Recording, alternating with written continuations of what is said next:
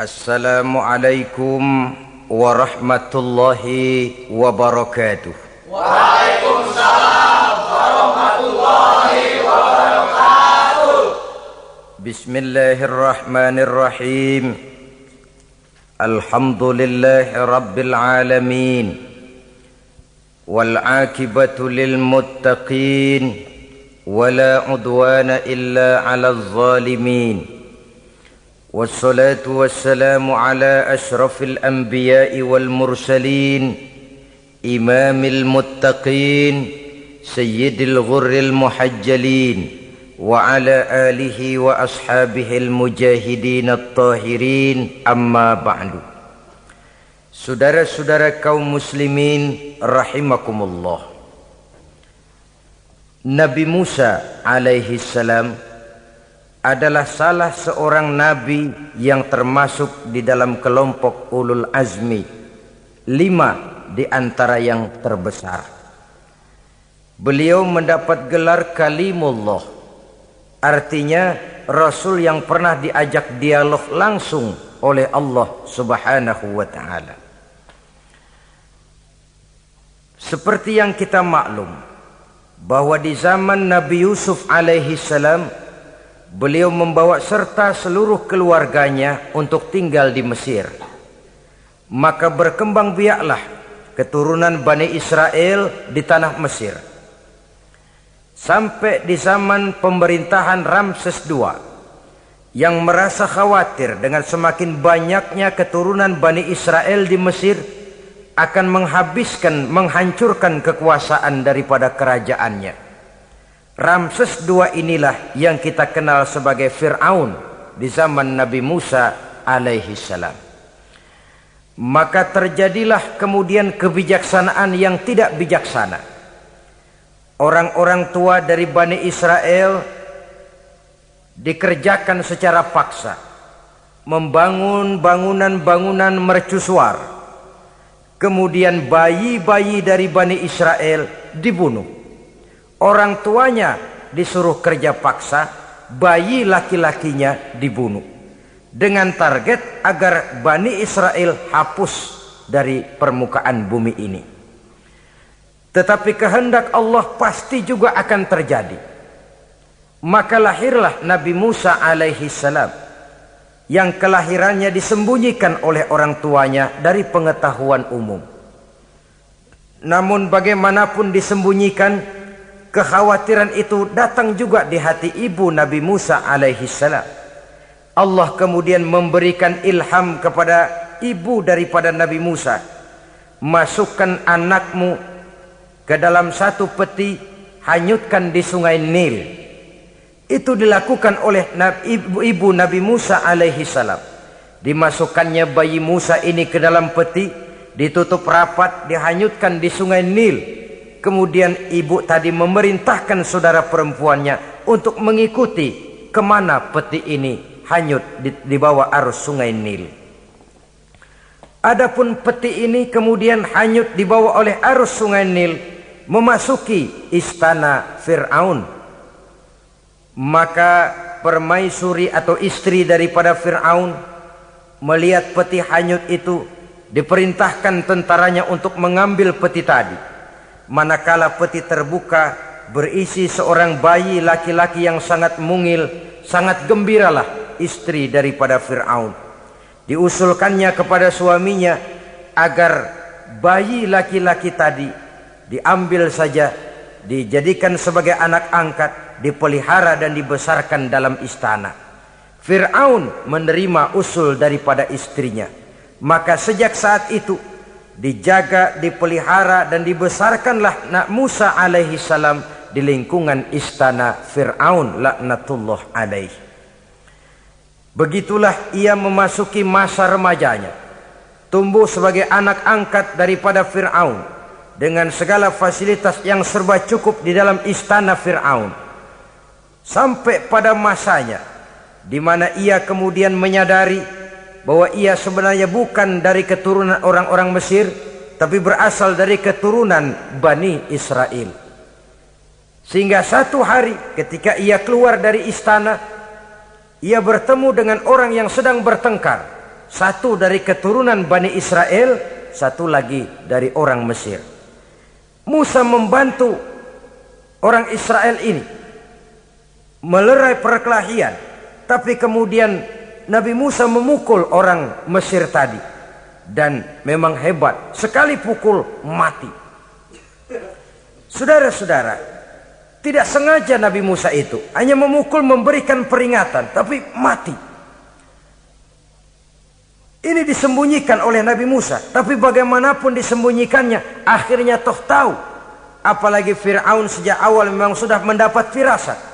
Jangan-jangan inilah yang banyak diramalkan oleh dukun-dukunku, ahli nujum di istanaku, bahwa akan lahir seorang anak laki-laki dari keturunan Bani Israel yang akan menghancurkan kekuasaanku, memusnahkan kerajaanku. Jangan-jangan ini orangnya. Sejak hari pertama menemukan bayi Musa, Fir'aun sudah punya firasat ke arah itu. Tapi karena kalah oleh desakan istrinya, maka diterimalah Musa untuk dibesarkan di dalam lingkungan istana. Sehingga akhirnya oleh karena perasaan bersalah ini, Nabi Musa melarikan diri. Melarikan diri dari istana Fir'aun setelah nyata-nyata bahwa dia memang keturunan Bani Israel. Melarikan dirilah Nabi Musa alaihi salam keluar dari Mesir menuju negeri Madian. Di dalam pengembaraannya, saudara-saudara, di satu lembah, Nabi Musa ketika itu belum menjadi nabi. Pemuda Musa ketika itu sedang beristirahat. Dari kejauhan dilihatnya orang sedang berdesak-desakan. Rupanya adalah pengembala-pengembala kambing yang akan mengambil air dari dalam sumur. Mereka berdesak-desakan, berebut karena sumur cuma satu, yang ambil air kelewat banyak. Di antara desakan-desakan orang itu, Nabi Musa melihat dua orang wanita kakak beradik minggir saja, tidak ikut berdesak-desakan. Nabi Musa menghampiri dua wanita tadi. Kamu sedang apa di sini? Kami sebenarnya ingin mengambil air. Kenapa tidak ikut berdesak-desakan? Itulah soalnya. Mereka laki-laki semua, gagah perkasa pula. Kalau kami ikut berdesak-desakan, bagaimana jadinya kami? Biarlah kami mengalah, menunggu sampai mereka selesai semuanya, baru kami akan mengambil air. Mengertilah Nabi Musa bahwa wanita kakak beradik ini demikian halus akhlaknya, gak mau berdesak-desakan sama orang laki. Budi pekertinya sedemikian luhur. Tungguin aja dah, ntar juga beres. Kalau semua udah kan pada minggir, kita nggak pakai berdesak-desakan. Saudara hadirin, menyadari kodrat kewanitaannya, sehingga berdesak-desakan itu saja sudah dianggap bisa mengurangi citranya sebagai wanita. Biar dia ngalah aja, tungguin ntar juga rapi. Bukan malah ikut ngerangsek. Enak nih berdesakan sama orang laki nih, lumayan nih.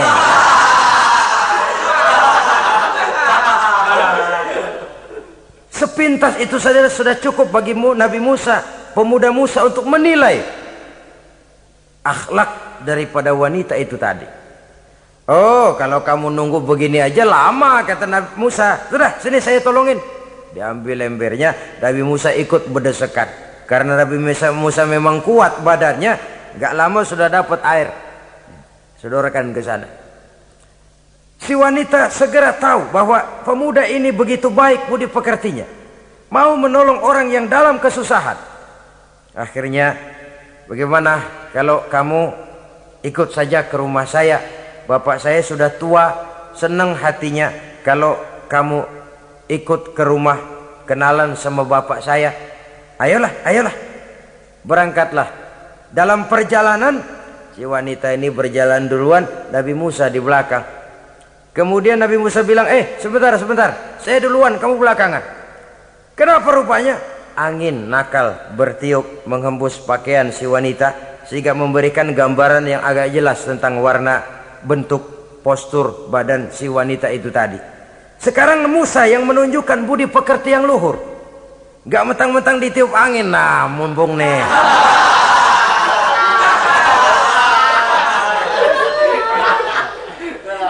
Rezeki nih, kapan lagi nyari yang begini ya?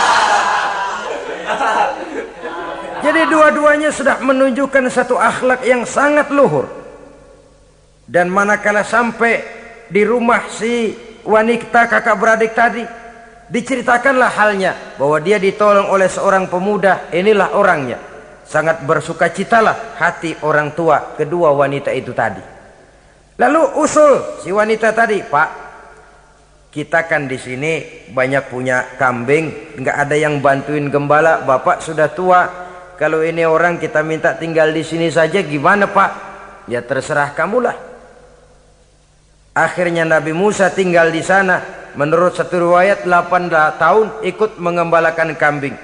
Dan orang tua tadi tidak lain adalah Nabi Syuaib alaihi salam, yang pada akhirnya kemudian Nabi Musa dikawinkan dengan wanita itu tadi.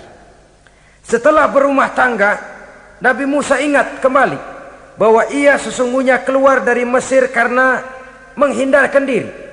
Bahwa kaumnya Bani Israel hidup di Mesir itu tertindas di bawah rezim kekuasaan Fir'aun yang zalim.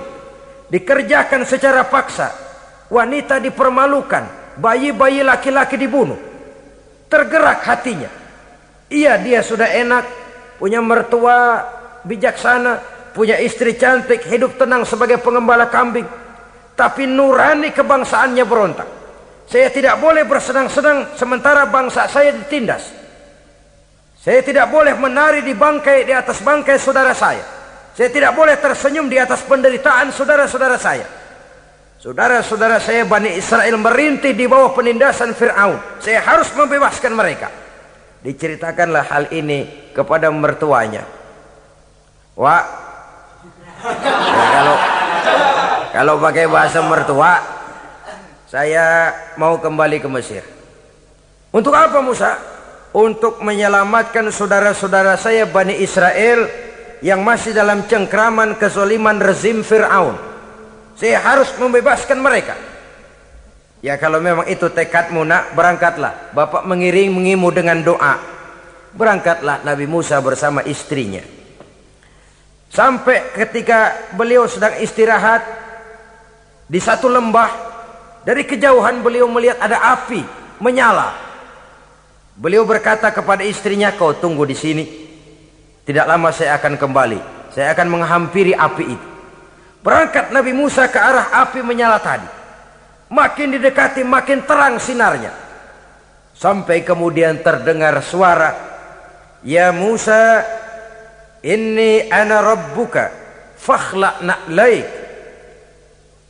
Innaka bil wadil muqaddasi tuwa wa ana akhtartuka fastami' lima yuha. Wahai Musa, akulah Tuhanmu, bukalah terompahmu. Sesungguhnya engkau berada di satu lembah yang disucikan bernama lembah tua. Aku telah memilihmu Musa, dan sekarang dengarlah apa yang diwahyukan kepadamu.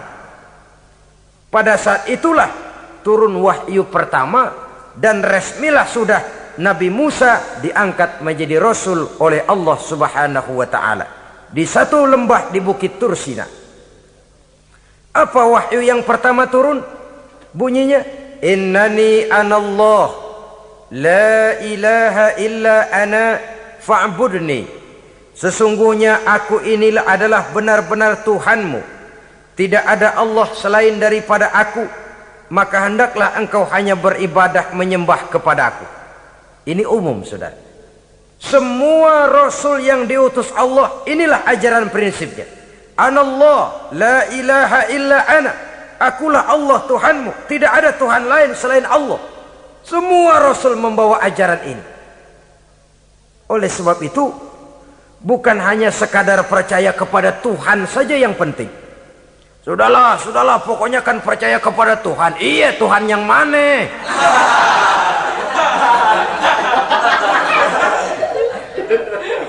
Sebab kalau sekadar percaya kepada Tuhan, rasanya semua agama percaya kepada Tuhan.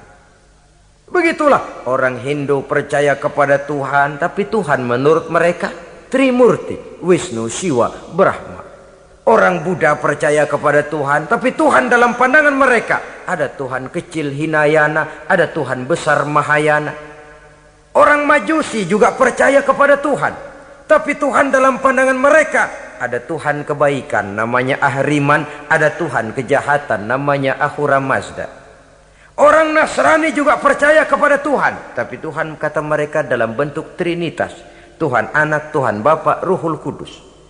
Ini semua Tuhan dalam pandangan mereka. Jadi kalau sekadar percaya kepada Tuhan, percaya kepada Tuhan, percaya kepada Tuhan, Tuhan yang mana? Itu yang prinsip. Itu yang prinsip.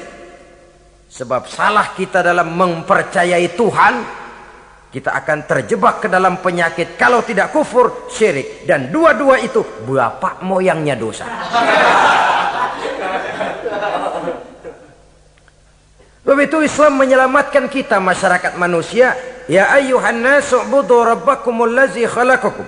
Hai manusia, Tuhanmu yang perlu kamu sembah itu hanyalah Tuhan yang telah menciptakan kamu. Dan itu tidak lain adalah Allah yang lam yalid wa lam yulad wa lam yakul lahu kufuwan ahad, yang laisa kamislihi syai'un. Ia tidak beranak, ia tidak diperanakkan, dan ia tidak bisa diserupakan dengan apapun. Dialah Allah itu. Begitu wahyu yang diberikan kepada Adam, kepada Nuh, kepada Ibrahim, kepada Yusuf, bahkan kepada Musa alaihi salam. Innani anallah la ilaha illa ana fa'budni. Akulah Allah Tuhanmu, tidak ada Tuhan lain selain daripada aku Allah, maka kepadakulah kamu hanya menyembah. Ini wahyu yang pertama turun, sudah berisi tauhid.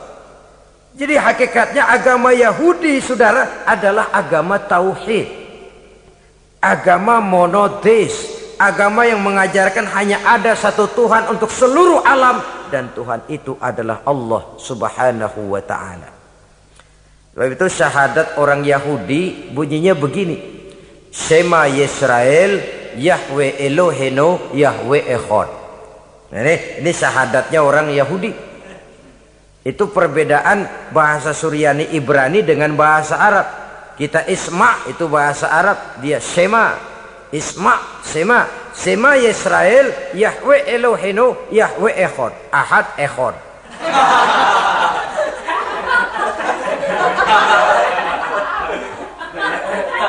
Maksudnya jelas, Shema Yisrael Yahweh Elohenu Yahweh Echad. Dengarlah hai Israel, Tuhan kita ialah Tuhan yang Esa. Yahweh kata mereka, Tuhan kita ialah Tuhan yang Esa. Esa tunggal, tidak beranak, tidak diperanakan. Kalau masih beranak, masih diperanakan, jangan Esa disebut, sebab dia masih berbilang. Dan maha suci Allah daripada sifat berbilang. Jadi asas dari seluruh misi yang dibawa oleh Rasul yang 25 itu sama, tauhid inti ajarannya. Setelah tauhid, wa aqimis sholata li dzikri, dan dirikanlah solat untuk mengingat aku. Jadi solat pun diwajibkan kepada Nabi Musa. Cuma teknisnya yang berbeda. Bagaimana solat di zaman Nabi Musa, bagaimana solat di zaman Nabi Sulaiman, bagaimana solat di zaman Nabi Muhammad. Prinsipnya sama, solat. Teknisnya yang berbeda. Di zaman Nabi Sulaiman konon solat itu tidak pakai ruku, tidak pakai sujud, diri saja.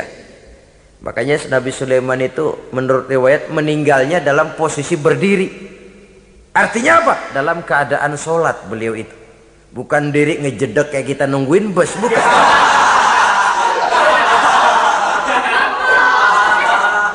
Berdiri dalam kondisi solat. Tapi yang jelas solat itu setiap Nabi, hanya teknisnya saja yang berbeda. Jadi ini sudah akidah dan syariat. Akulah Allah Tuhanmu, tidak ada Tuhan lain selain aku. Ini kan akidah. Yang kedua, wa aqimis sholata li dzikri, syariat. Dirikan solat untuk mengingat aku. Inna sa'ata atiyatun, sesungguhnya kiamat itu pasti akan datang. Ini juga sudah urusan beriman, percaya kepada yang gaib. Saudara-saudara kaum muslimin rahimakumullah. Setelah mendapat wahyu ini, turunlah perintah Allah kepada Nabi Musa. Apa kata Allah? Izhab ila fir'auna innahu tagha. Sekarang Musa, berangkatlah kamu menuju Fir'aun. Ia telah melampaui batas. Berangkatlah kamu ke sana Musa, hadapi Fir'aun, sampaikan dakwah ini, ia telah melampaui batas. Innahu tagha, ia telah berlebih-lebihan. Nah, saudara-saudara, jadi dua fungsi sudah. Kalau pada mulanya Nabi Musa berniat kembali ke Mesir hanya untuk membebaskan kaumnya Bani Israel, sekarang malah bertambah. Tidak hanya sekedar itu, malah lebih utama adalah menyampaikan risalah, menyampaikan misi kerasulannya, menyadarkan Fir'aun, menegakkan tauhid, mengembangkan syariat.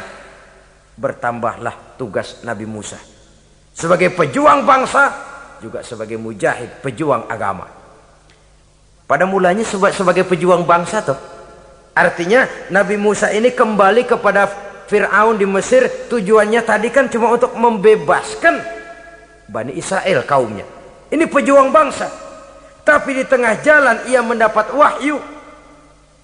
Berangkat kau kepada Fir'aun, innahu tagha, ia telah melampaui batas. Sadarkan dirinya, canangkan tauhid, sampaikan syariat. Bertambahlah tugasnya.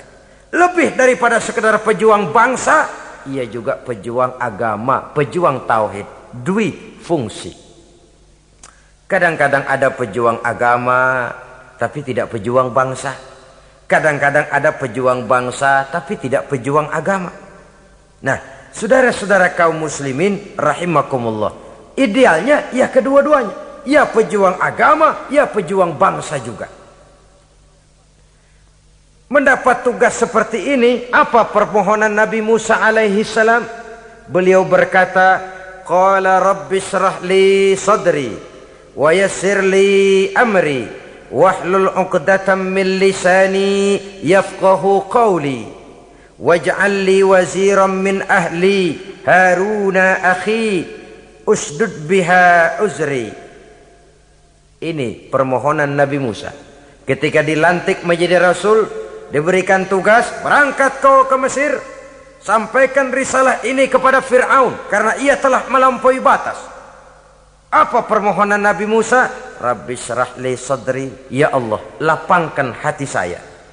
Wa yassir li amri, mudahkan urusan saya. Wahlul 'uqdatam min lisani, buka kebekuan lidah saya. Yafqahu qawli, sehingga mereka mengerti apa yang akan saya bicarakan. Ini kondisi dasar. Memulai satu perjuangan dengan persiapan dasar. Apa permohonan pertama? Isyrah li sadri, lapangkan jiwa saya. Menghadapi musuh dengan jiwa yang lapang itu penting. So, kalau kita menghadapi musuh dengan jiwa yang sempit, kita sudah kalah sebelum perang. Menghadapi musuh dengan jiwa yang lapang, artinya masih berharap kalau dia mau mengikuti ajaran ini. Jadi pada tahap pertama itu datang bukan sebagai orang yang mau membasmi, tapi sebagai orang yang mau menyelamatkan. Ini perlu jiwa yang lapang. Sebab dakwah Nabi Musa itu kan pertama menyadarkan Fir'aun dulu. Nanti akan kita lihat setelah disadarkan dengan kata-kata, tidak kena juga dengan bukti berupa mukjizat. Masih bandel juga. Musa mohon supaya dikirim bencana. Masih nggak mempan juga, habis dah urusan. Jadi ada tahapan-tahapan sesuai dengan kemungkinan Fir'aun bisa menerima. Sama juga bayi itu kan kalau baru lahir ke dunia, brol, kasih susu emaknya dulu. Gedean dikit, bubur. Gedean lagi, nasi ulek dah. Udah gede betul, nasi. Udah gede banget, jengkol jijelin.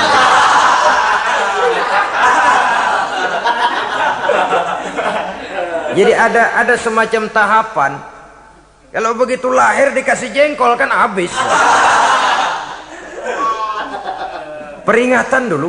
Setelah peringatan, bukti berupa mukjizat. Dihadapkan dengan sihir, menang mukjizat. Masih tidak mempan juga, teguran, dikirimkan azab, dikirimkan bencana. Masih tidak mempan juga, sudah ditenggelamkan oleh Allah di Lautan Merah. Itu akan kita ceritakan kemudian nanti. Jadi apa yang diminta oleh Nabi Musa, ya Allah, lapangkan hati saya menghadapi Fir'aun ini. Fir'aun CS, Fir'aun, Haman, dan lain-lain. Dan jangan lupa Fir'aun itu cuma ya hakikat tapi juga simbol. Hakikatnya memang ada yang namanya Fir'aun itu. Simbol karena Fir'aun selalu berkembang. Di setiap zaman, di setiap tempat, Fir'aun selalu ada. Cuma liciknya Fir'aun ini kemana dia pindah, ke situ dia ganti nama. Orang sering lupa. Padahal isinya Fir'aun. Namanya bisa Hitler, namanya bisa Mussolini, namanya bisa Stalin. Tapi isinya Fir'aun. Kemana dia tinggal, di situ dia ganti nama. Simbol dari kekuasaan yang terlepas dari kontrol iman. Simbol dari kekuasaan yang menyebabkan orang lupa diri dan lupa daratan. Dan sebenarnya mah Fir'aun mulanya cuman raja tuh. Raja doangan dia. Cuman kelamaan jadi raja, kagak mau turun-turun. Akhirnya dia menganggap tidak ada yang lebih tinggi daripadanya. Apalagi ketika Nabi Musa datang mengajarkan ada Tuhan lain, yaitu ada Tuhan yang sebenarnya, yaitu Allah. Lah Fir'aun sampai kepada puncak kekurang ajarannya, memproklamirkan diri sebagai Tuhan. Ana rabbukumul a'la. Bukan karena kebodohannya sebenarnya, tapi karena gengsi kekuasaannya. Nah ini, gengsi kekuasaan ini sering menyebabkan orang overacting. Fir'aun bukan bodoh, bukan. Fir'aun bukan tidak tahu kalau Musa itu benar, tahu. Fir'aun bukan tidak ngerti kalau itu mukjizat, sihir kalah, tahu. Tapi gengsi kekuasaan. Gua kan raja, masa di depan rakyat tunduk sama Musa? Gengsi dong.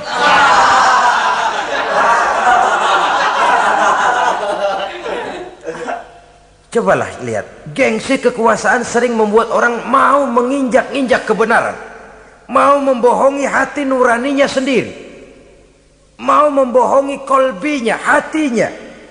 Padahal itu sudah, orang kalau sudah hatinya sendiri dibohongin, apalagi orang lain, sudah manusia paling kejam itu. Cuma karena gengsi kekuasaan saja. Gengsi kekuasaan kadang menganggap remeh kecil Nabi Musa, kadang merasa besar di depan rakyatnya, tiba-tiba harus tunduk kepada dakwah Musa. Ntar dulu, ada apa sama Musa? Dia kanyut, gue yang ngangkat.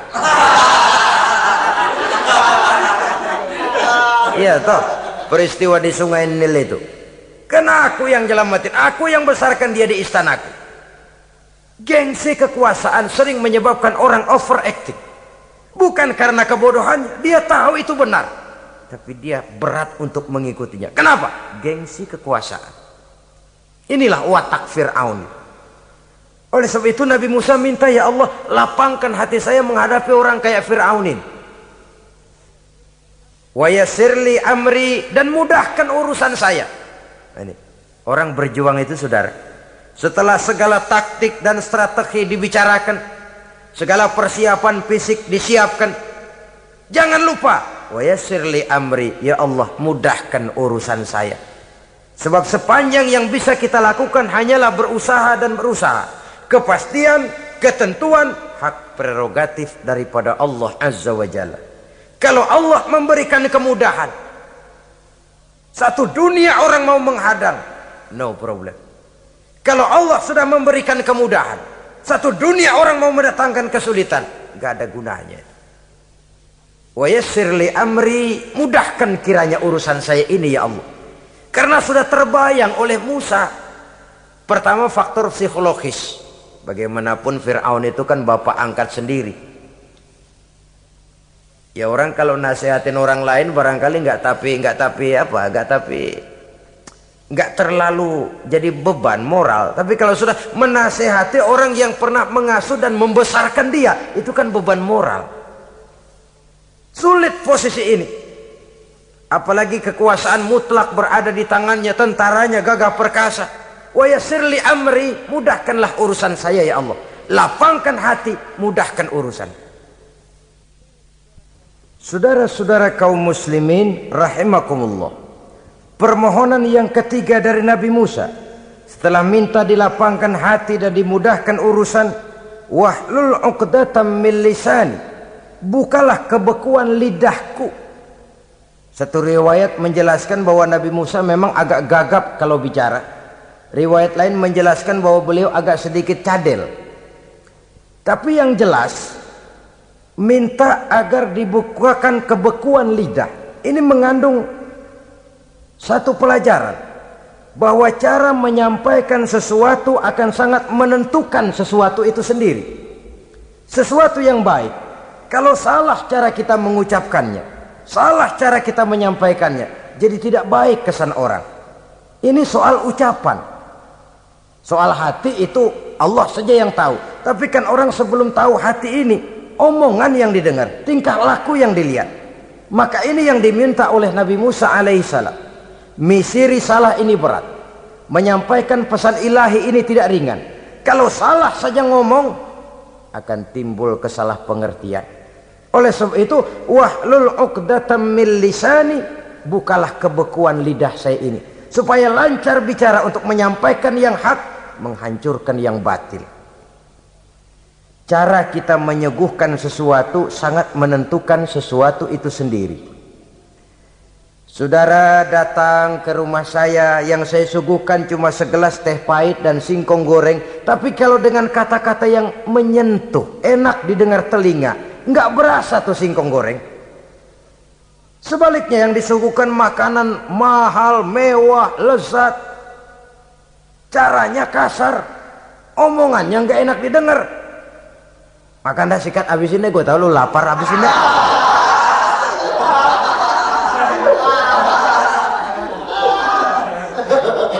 Rasanya biar lapar juga nahan juga gitu. Apa itu?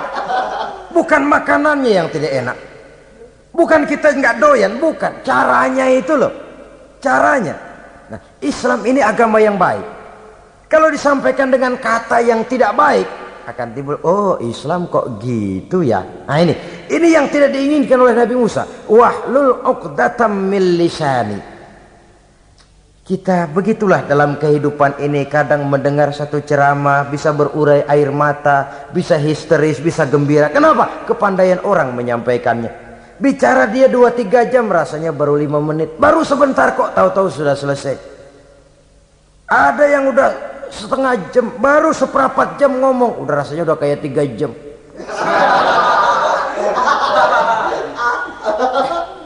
Kita udah berbisikkan, udah dah. Wahlul 'uqdatam min lisani. Targetnya apa? Yafqahu qauli, agar mereka memahami. Tentu lawannya agar mereka tidak salah mengerti, agar mereka tidak salah paham. Sebab kalau misi ini diterima dengan salah paham, dakwah tidak nyambung. Maka ini doa banyak dibaca, diamalkan oleh orang-orang mimbar yang sering pidato. Lapang hati melihat kerumunan orang banyak, tapi nggak dak-dikduk, nggak kena demam mimbar. Udara dingin tapi keringat, baju basah.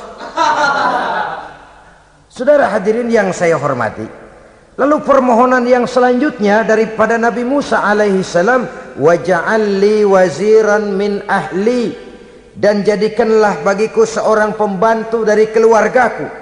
Siapa? Harun akhi, dia tidak lain adalah saudaraku Harun. Usdud biha uzri, akan saya limpahkan kepadanya segala beban-beban yang saya derita. Artinya orang berjuang perlu teman, nggak bisa sendirian. Nggak, bagaimanapun hebatnya kita tetap memerlukan bantuan daripada orang lain. Sendiri memang lebih baik daripada berteman orang jahat. Tapi berdua lebih baik daripada sendiri. Bertiga lebih baik daripada berdua. Makin banyak, makin baik.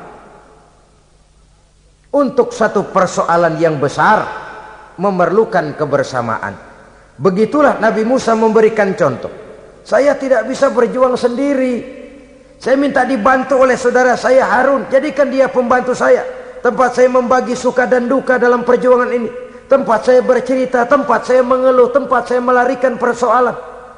Sebab beban hati itu akan berkurang kalau kita ada tempat kita bercerita. Nah, saudara-saudara, berangkatlah Nabi Musa ke Mesir. Kemudian mulai menyampaikan dakwahnya kepada Fir'aun, laknatullah alaih. Fir'aun mendengar Musa datang kembali. Kemudian terjadilah forum dakwah itu. Apa kata Fir'aun? Musa, kamu kemana saja? Saya pergi ke Madian. Apa yang kamu lakukan? Begini, begini, begitu. Kamu melarikan diri? Pada mulanya iya. Dan sekarang apa maksud kamu datang kembali ke Mesir? Semula saya ingin membebaskan kaum saya Bani Israel. Lalu saya kemudian menerima wahyu dari Allah. Ditugaskan, diperintahkan langsung oleh Allah Sang Maha Komandan untuk datang menemui Tuhan, menyadarkan Tuhan dari kesesatan selama ini. Siapa Allah itu Musa? Allah adalah Tuhan saya dan Tuhan juga dan Tuhan seluruh alam ini. Baru nih Musa, saya baru dengar nih ada yang begini nih. Tuhanlah pakai nggak kelihatan, Tuhanlah cuma satu, yang Tuhannya banyak aja masih kelaparan.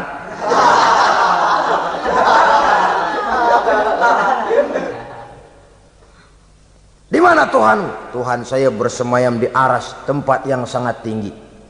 Hei Haman, kata Fir'aun kepada Perdana Menterinya, bikin menara yang tinggi. Bikin rakyat kerja paksa lagi, bikin menara tinggi, naik Fir'aun ke atasnya, ngelepas panah dari atasnya. Menurut satu riwayat, panah itu ditangkap oleh malaikat, ditublaskan ke ikan, lalu dikembalikan lagi kepada Fir'aun dalam kondisi di mana panah itu berdarah. Dia tangkap lagi oleh Fir'aun, turun ke bawah, pidato di depan rakyatnya. Nih liatin, Tuhan Musa udah saya panah nih. Mati. Saudara hadirin yang saya hormati, dengan segala macam dalih Fir'aun mencoba mengingkari dakwah Nabi Musa alaihi salam. Baiklah Musa, andai kata kamu benar, apa buktinya? Tuhan mau apa? Kamu sanggup menandingi tukang sihir saya? Insya Allah. Ayo kumpul tukang sihir, kumpul. Kumpulkan tukang sihir, dilepaskan tali-tali kecil, berubah jadi ular mengejar Musa. Musa oleh Allah difirmankan, lemparkan tongkatmu Musa.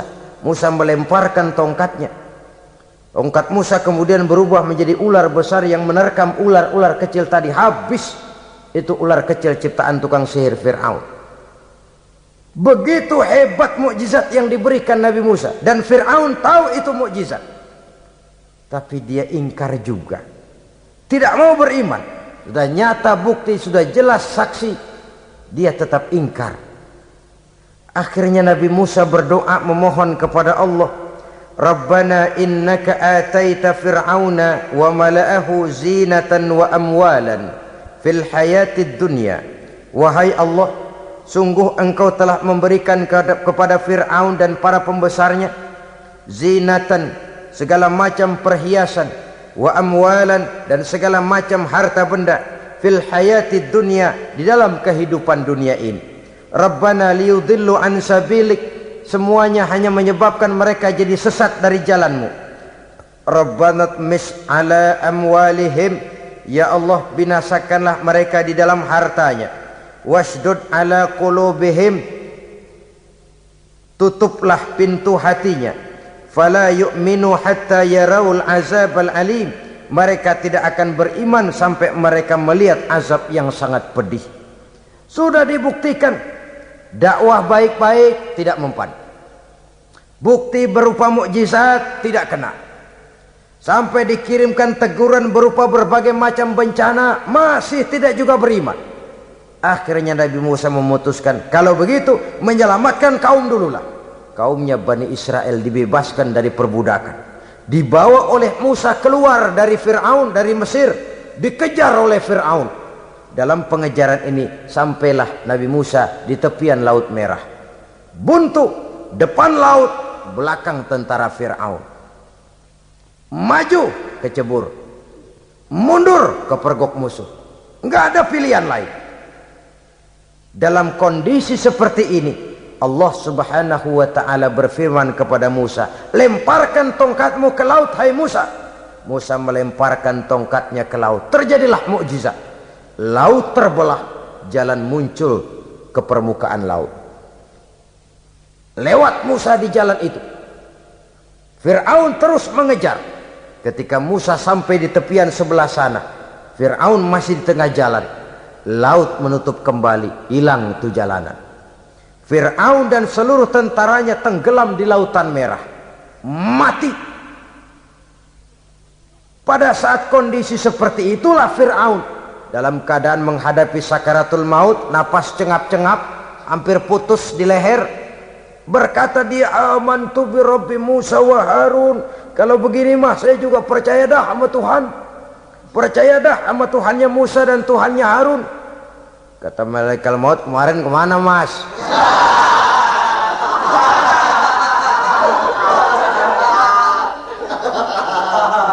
Sudah gini hari baru mau percaya, terlambat. Akhirnya Fir'aun mati, tapi badannya utuh. Allah berjanji, wa kadzalika nunajjika bi badanika litakuna liman khalfaka ayah. Kami selamatkan badanmu Fir'aun agar menjadi pelajaran bagi orang-orang sesudah kamu nanti.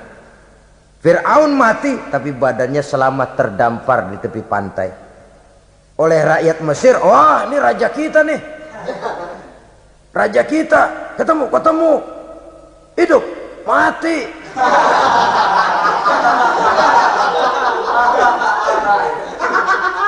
Kemudian sesuai dengan tradisi raja waktu itu, dimumilah badannya, diawetkan, sehingga sampai sekarang jenazah atau jasad daripada Fir'aun ini masih tersimpan dengan baik di museum negara di Mesir itu. Saudara-saudara kaum muslimin rahimakumullah.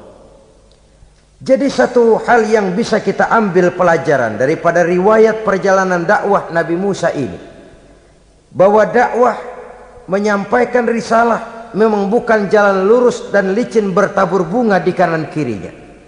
Dakwah menyampaikan pesan agama, jalannya berliku, berbelok, menanjak, menurun, banyak onak dan duri di sekelilingnya. Yang paling makan hati adalah apabila sudah berdakwah kepada penguasa yang zalim, seperti halnya Fir'aun ini. Bagaimanapun ia punya kekuasaan, ia punya tentara, ia bisa menghitamkan yang putih, ia bisa memutihkan yang hitam. Kalau bukan iman yang jadi landasan moral dalam perjuangan, orang mudah frustasi. Kalau berdakwah kepada rakyat kecil, resiko kurang. Kalau berdakwah kepada para pengusaha, resiko kurang.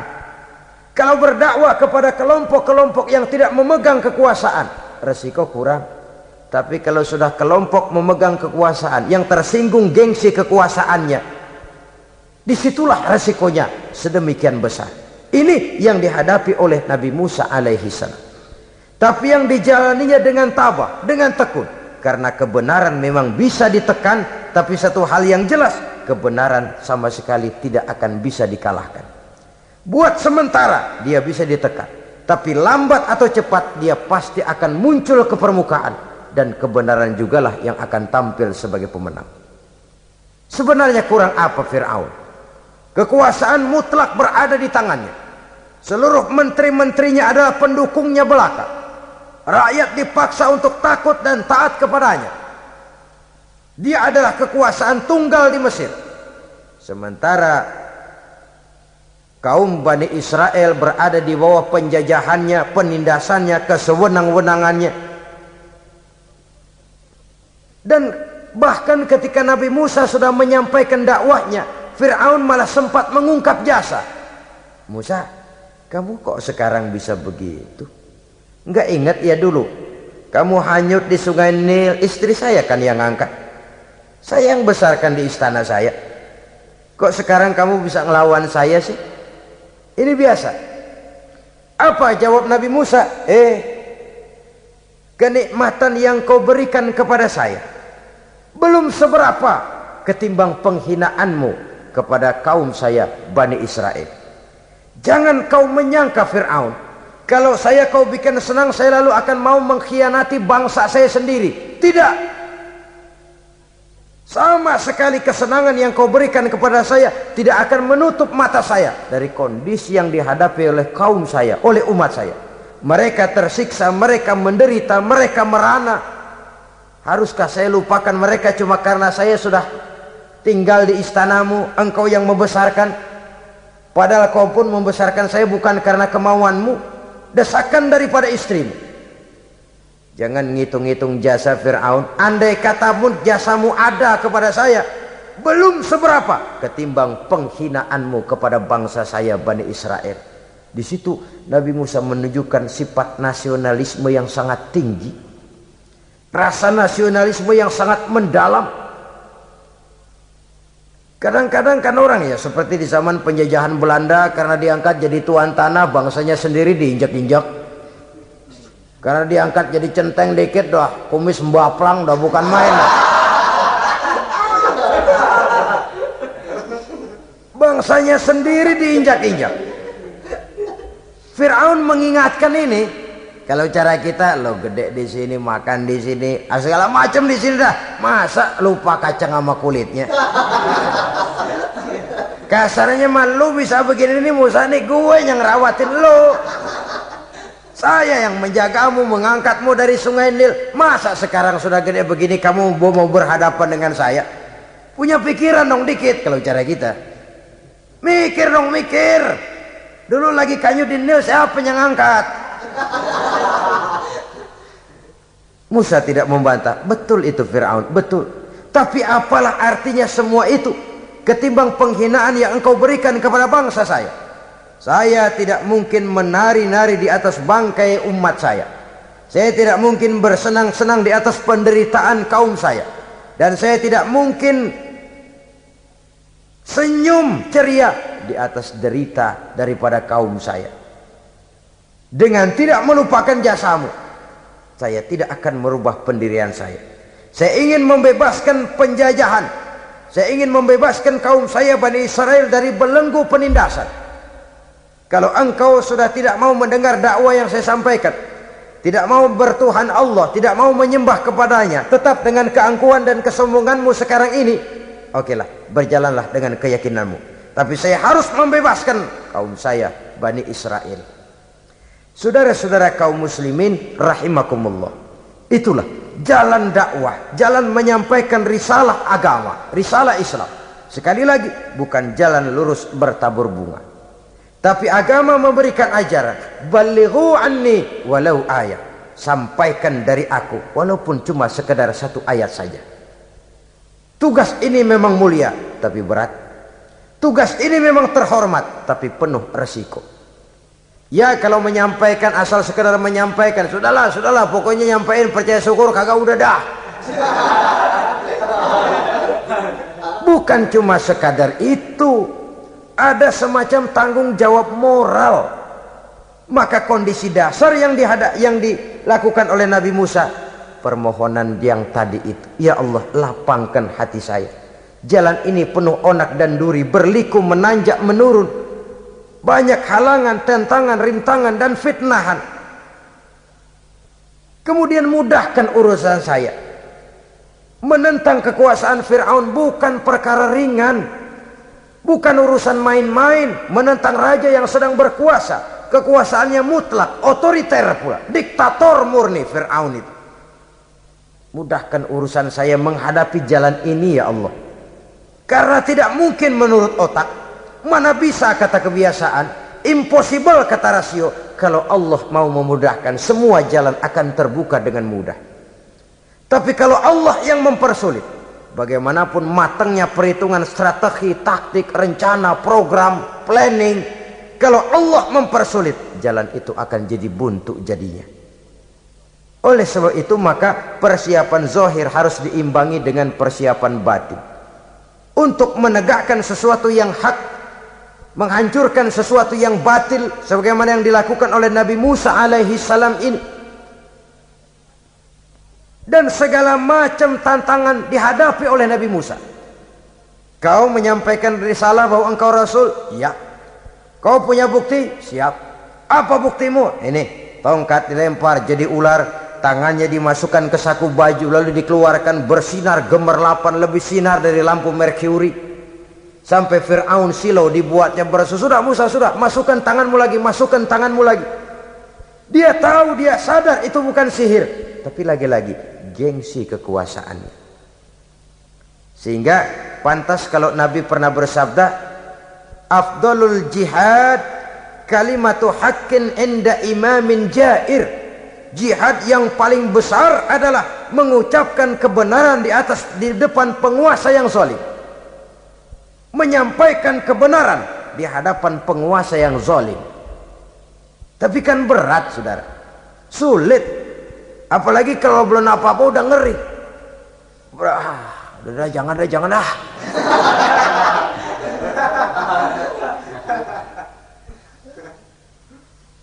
Itu sebabnya Ishrah li sadri, lapangkan hati saya. Saya tidak punya kepentingan apa-apa kecuali menyampaikan kebenaran. Kalau sudah ada kepentingan pribadi, itu yang sering jadi handicap. Itu yang sering jadi jurang pemisah antara kita dengan orang yang akan kita sampaikan kebenaran tadi. Saudara-saudara kaum muslimin rahimakumullah, maka terasa benar relevannya doa yang diajarkan oleh Rasul kepada kita. Allahumma arinal haqqa haqqa warzuqna ittiba'ah wa arinal batila batilan warzuqna ijtinabah. Ya Allah, tunjukkan kepada saya bahwa yang benar itu benar, berikan saya kekuatan untuk mengikutinya. Ya Allah, tunjukkan kepada saya bahwa yang salah itu salah, berikan saya kekuatan menghindarinya. Kenapa? Orang sering tahu bahwa itu benar, tapi tidak berdaya mengikutinya. Seperti Fir'aun, tahu bahwa Musa itu benar. Abu Jahal, Abu Lahab juga tahu bahwa Nabi Muhammad itu benar. Abrahat juga tahu bahwa Nabi Ibrahim itu benar. Namrus juga tahu Ibrahim itu benar. Tapi mereka tidak berdaya mengikuti kebenaran karena gengsi kekuasaannya. Kadang kita tahu bahwa itu salah itu. Tapi karena dilakukan oleh orang yang punya kekuasaan, kita lalu tidak berdaya menghindarinya, malah terjebak ikut-ikutan salah, lalu menghibur-hibur diri. Sudahlah, tak ada gading yang tak retak. Bukankah dengan demikian kita sudah melegimitir kesalahan? Tahu bahwa itu benar dan mampu mengikutinya, itu nikmat. Tapi tahu itu benar namun tidak berdaya mengikutinya, itu mendatangkan siksaan batin. Tahu itu salah dan mampu menegur, itu nikmat. Tahu bahwa itu salah tapi larut ikut salah, nimbrung dalam kesalahan, itu mendatangkan tekanan batin. Jadi tahu kebenaran itu penting, tapi terketuk hati mengikuti kebenaran itu jauh lebih penting. Semua kita tahu Islam itu benar, tapi semua yang tahu Islam itu benar maukah mengikuti ajaran Islam? Tidak. Semua orang tahu kalau judi itu batil. Hatta penjudi yang paling kakap pun mesti tahu kalau itu batil, itu tidak baik. Tapi dia tidak berdaya untuk menghindarkannya, terjebak ke dalam penyakit itu tadi. Oleh sebab itu, saudara-saudara kaum muslimin yang saya cintai, tidak ada satu ucapan yang lebih baik. Dalam istilah Quran itu Allah menjelaskan, wa man ahsanu qawlan mimman da'a ila Allah wa amila salihan wa qala innani minal muslimin. Ucapan siapakah yang lebih baik dalam hidup ini selain daripada mimman da'a ila Allah, selain daripada ucapan orang-orang yang menyeru ke jalan Allah, orang-orang yang menyadarkan kepada agama. Ini jalan Allah, mari ikuti. Itu jalan setan, mari tinggalkan. Wa amila salihan, tidak cukup sekedar berdakwah mengajak orang ke jalan Allah, dia juga beramal soleh. Dia bangun rumah sakit, dia bangun madrasah, dia bangun masjid, dia makmurkan majelis taklim, dia santuni yatim piatu. Wa qala innani minal muslimin, seraya berkata, saya termasuk orang yang berserah diri kepada Allah. Da'a ila Allah wa amila salihan wa qala innani minal muslimin. Menyerukan manusia ke jalan Allah, beramal soleh, dakwah bil hal kata orang sekarang. Kemudian mereka pada akhirnya berkata, kami adalah sekelompok orang-orang yang sudah berserah diri kepada Allah. Segalanya diserahkan kepada Allah. Lahirlah kedamaian rohani, ketegaran pribadi, ketentraman batin di dalam dia melaksanakan tugasnya. Kalau tidak, maka nanti ya tuh orang kan gua ajak baik-baik nyuruh sembahyang, ngapa gua dimusuhin? Dipikirin, kurus dah. ampek aja dah. Makan hati. Soal orang mau beriman atau tidak itu bukan urusan kita. Tugas kita hanya sekedar penyampai. Tugas Rasul hanya sekedar penyampai. Kalau dakwah sudah disampaikan, metode sudah disusun, pendekatan sudah baik, tapi orang tidak mau beriman, Allahumma inni qad ballaghtu, ya Allah sudah saya sampaikan, ya Allah sudah saya peringatkan, ya Allah sudah saya sampaikan, ya Allah sudah saya tegur. Kalau toh tetap begitu juga, sudah saya sampaikan ya Allah. Di sana kelapangan lalu tumbuh. Jadi dengan kata lain, kita hanya berusaha, hidayah adalah di tangan Allah. Oleh sebab itu, kita ini termasuk yang bersyukur telah mendapat limpahan hidayah ini. Kalau kita lihat Fir'aun CS termasuk Haman, Perdana Menterinya, dan seluruh bala tentaranya, kurang apa? Mereka lihat mukjizat. Mereka saksikan kebesaran Allah. Di dunia juga mereka sudah dikirim bencana, teguran kepada mereka, entah tidak juga beriman. Dan strategi Nabi Musa mula-mula dialog, diajak ngomong, diajak bicara, diajak mikir, tukar pikiran. Allah itu begini-begini, oh tidak bisa, iya begini-begitu. Masih tidak percaya juga, dibuktikan mukjizat, tongkat jadi ular, tangan bisa mengeluarkan sinar. Masih ingkar juga, keluar doanya nih, doa yang ada dalam surah Yunus ayat 88-89. Rabbana tmis ala amwalihim, ya Allah cukup dah. Seruan sudah disampaikan, peringatan sudah diberikan, mukjizat sudah mereka lihat, tapi nggak juga mau beriman. Buresin aja harta bendanya dah. Habisin aja, habisin dah. Dikasih perhiasan kehidupan dunia. Innaka ataita fir'auna wa mala'ahu zinatan wa amwalan. Dikasih harta, kesenangan dunia, bikin sesat. Habisin aja dah. Wastud ala qulubihim, hatinya empat dah. Udah dipatri, udah nggak mempan apa-apa. Sudahlah ya Allah. Wala yu'minu hatta yaraul azabal alim. Rasanya mereka memang nggak bakal mau beriman kalau belum melihat azab yang sangat pedih. Dan memang setelah timbul tenggelam, napas mau sekarat, baru beriman. Terlambatlah sudah. Nah, saudara-saudara kaum muslimin rahimakumullah, bagaimana akhir daripada perjalanan Nabi Musa ini, insya Allah akan kita bicarakan pada pertemuan berikutnya. Terima kasih atas perhatian saudara. Mohon maaf atas segala kekurangan. Wassalamualaikum warahmatullahi wabarakatuh. Waalaikumsalam.